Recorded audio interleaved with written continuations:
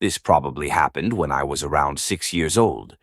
My two older siblings are all at least 12 years older than me, and my parents gave me a late birth. One night, my parents were downstairs waking me up in the middle of the night. I opened my door and heard them panicking about something, but I couldn't tell what it was. I went to the stairway and stood at the top, calling down. Mom, Dad, and my mom came to the bottom of the stairs and told me to go back to bed. When I heard the front door downstairs slam shut and there was complete silence, I assumed they had left the house, but I wasn't sure why. I listened to my mom and went back to sleep, but when I woke up again, I heard the front door closing and then footsteps. But naturally, there was no talking, so I assumed they were back home and just being quiet so they wouldn't wake me up. I listened without asking any questions because I could tell they were stressed about something. From below, I sometimes heard thuds and footsteps. I assumed it was my elder brother Chris, who is 10 years older than me, since I heard drawers and cupboards being opened and closed, and I was certain I heard the refrigerator opening as well.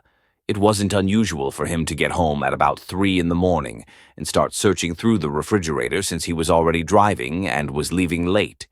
Until I heard footsteps approaching my door from the top of the stairs, becoming louder and closer until they reached it. I continued to rationalize what I was hearing. Since there were no lights on outside my room and everyone who was moving about was doing it in the dark, I chose to remain still and keep my eyes open, facing the door. I could only make out this dark mass that resembled a person's head in my doorway.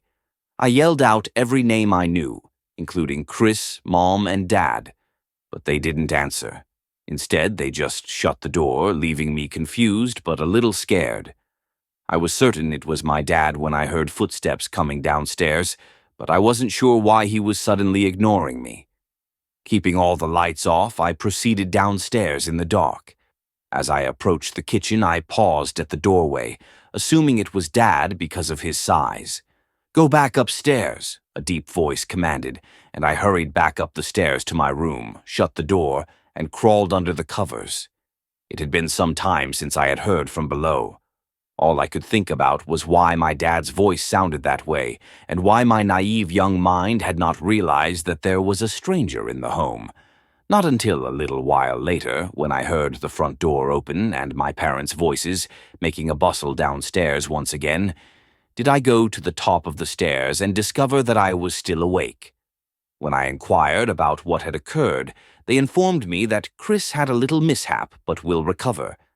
I discovered a month later that he had been involved in a car accident while driving in a condition that he shouldn't have been in.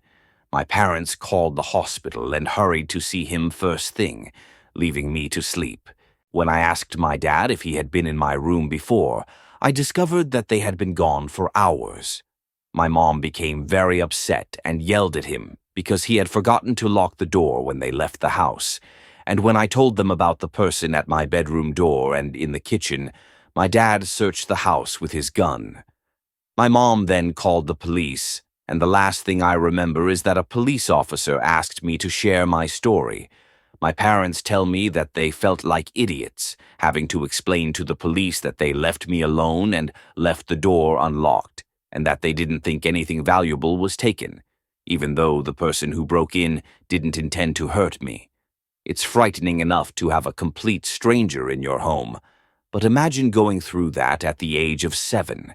In 2012 or 2013, my brother was around 6 or 7 years old, and we had recently moved to a new house that was closer to school and had a nice fireplace for the winter. In any case, my brother was really into Batman, and he had this Batman car that, when a button was pressed, made noises and lit up. It was essentially his favorite toy, so he played with it frequently. One afternoon, he came inside from playing outside and told us he had found something, so my mom and I asked what it was. It was a picture of a young boy in the shape of one of those tags you get if your parents paid extra for school photos. The photo was so filthy and full of dirt and worn that it was impossible to tell the year.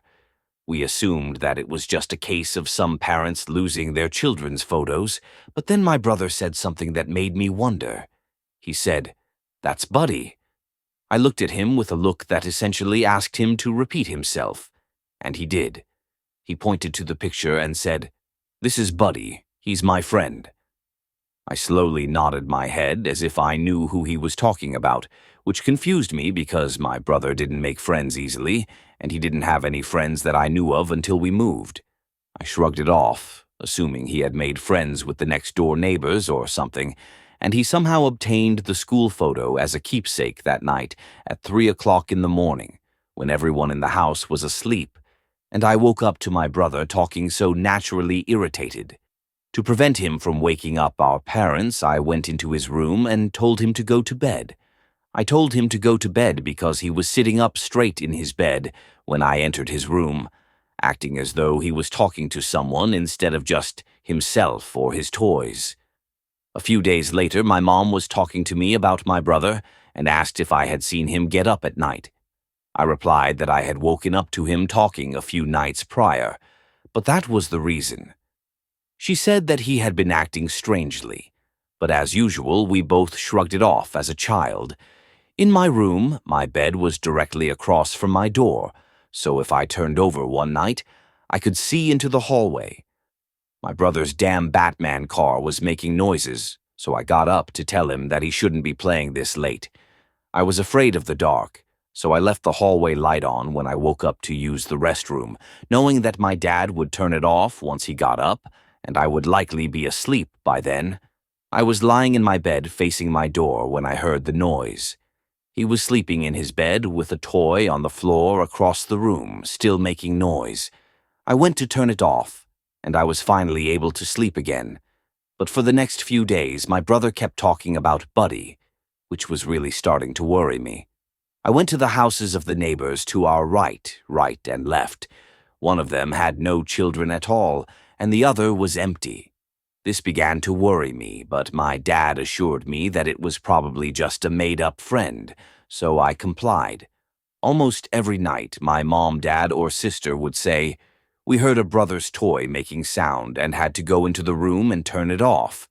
I explained that I had to do the same, and then I brought up my brother talking to an individual again. One night, my dad swore unequivocally that the toy was probably motion-activated, but there was no advertisement for motion activation when we bought it. My sister and I were so unnerved by it that we started sleeping in my room together, which I'm glad we did, or else I would probably dismiss it as an awful dream. When my brother's toy made the dreaded noise, my sister and I were talking and attempting to keep each other happy and calm. As we hurried to our brother's room, which was just across from mine, we both turned to face our open door. Our parents were furious with our brother when we shouted and fled to their room, accusing him of playing a cruel prank on us since we were already terrified. He responded, "It wasn't me, Bud. He wanted to play that night," which made me shudder. My sister and I were happy when the toy wound up in the garbage, but it wasn't until the next day that he got it back. In response to my parents' accusations that he had taken it from the garbage, he said, "Boy, got it for me." The George Foreman grill was halfway across the kitchen, as if it had been hurled, when we all heard a smash and ran inside. After a week or two, we all believed that everything was well and that friend was gone, even though my brother was obviously disturbed. Our parents had given him a new Batman figurine. We moved out after a year or two, but I never stopped wondering whether my brother's made-up friend was genuine. When I was 10 years old, we moved to a new home in another city, and I was beginning a new elementary school as a 5th grader, which is never easy. Since I was simply a stranger entering the scene and all the other kids already knew each other, I recall it being incredibly uncomfortable at first. Making new friends was more difficult at that age because of how judgmental the kids are. But I did manage to meet some of the other kids during those first days of being the new kid on the block. We attended various schools since one of the children, Dan, went to a private school. He asked me whether I had just moved into the home on the corner when we first met, while I was riding my bike down the street. After we started hanging out, Alex really rang the bell and asked my parents for me a few days later. He claimed he lived down the street and asked whether I liked playing video games. I said that I did, and he invited me to his place to play Grand Theft Auto, San Andreas, which left me perplexed. We headed to his house, which was literally the corner house at the other end of the block, and I immediately thought it looked less nice than every other house on the block. It was the same size as most, but it just looked run down and unmaintained, and there was no grass. I didn't have that game, but I really wanted it, so I said yes. There were just 2 large dirt areas in the front yard, and a path led from them to the front door. When we first arrived, the home was similarly messy. It looked like a hoarder's house with debris in every room. He showed us the basement, which had the odor of a dozen cats. Strangely enough, there didn't seem to be any pets, and the basement, which may have been the messiest place in the house, belonged to a pig. We sat on this brown leather couch that was directly in front of the TV. He had a GameCube and a PS2, and we played the 2-player mode. It was enjoyable, and at one point I thought I might like Alex and want to be acquaintances with him. In the end, I wanted to go home, so I said I had to go, and he seemed really disappointed, as if he wanted to stay. We had been playing for about 2 hours, though, so I just wanted to go home. And he followed me halfway home. That was the first clue that Alex was a crazy person, but I wasn't worried about it yet. Until I said, "See you later." I was essentially saying, "All right, go away now," in a pleasant manner. The following day, Alex rang the doorbell once more and asked my parents if I could come play. This time, we played GameCube in my room for about an hour. I don't mean to come across as judgmental or mean, but I was beginning to feel that he was strange, and he made me uneasy with how physically close he got to me. The following day, after school, he rang the bell again, and I wasn't in the mood, so I told my mom to tell him I didn't feel well, so he left. That same day, I rode my bike up to Dan's house to see if he could hang out. He was down, so we started riding our bikes farther up the block, which was a mistake because as we passed his house, he came outside onto his front stoop as if he were waiting by the window. It was strange, but it was also awkward because I had just told him I was sick. Dan was surprised that I spent time with him and said that the entire family was insane. I learned from Dan that Alex was really a few years older than I was. He was 14, so I made the decision to avoid him. The next weekend, Alex knocked on our door once again and asked for me. It was a chilly September night, so I definitely left the window closed when I woke up. I questioned who could have done that, but then I felt something poke my foot and screamed, so I looked at the foot of my bed and saw that my window was completely open and a cool breeze was blowing into the room. I had previously told my mom to tell him I'm not home if he returned, so she did that. Before I could even question him why he was in my room, Alex informed me that his parents were arguing and that he wanted to sleep with me.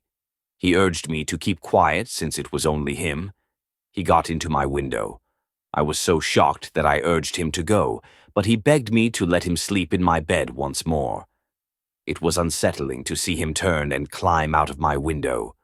I rushed directly to my parents to rouse them up and told them they couldn't believe it after locking the window.